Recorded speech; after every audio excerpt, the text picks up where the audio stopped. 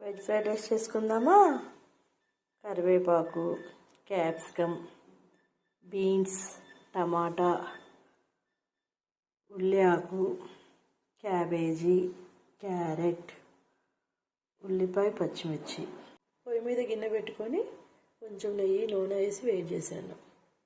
ఇప్పుడు ఆ కాగిన నూనెలో క్యారెట్ ముక్కలు, పచ్చిమిర్చి ముక్కలు,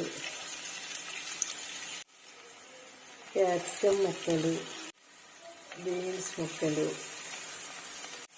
క్యాబేజీ ముక్కలు, టమాటా ముక్కలు, ఉల్లి ఆకు, కరివేపాకు,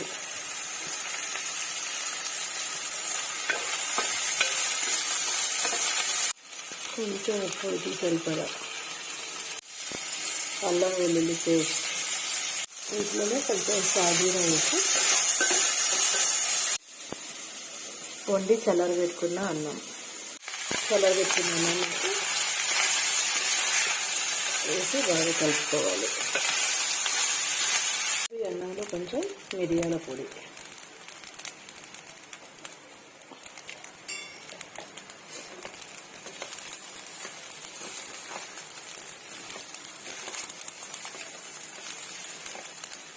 అన్నం బాగా ఫ్రై అయ్యే వరకు కలపాలి. మరి చల్లగా అయిన అన్నం బాగా వేడిగా ఫ్రై అవ్వాలి.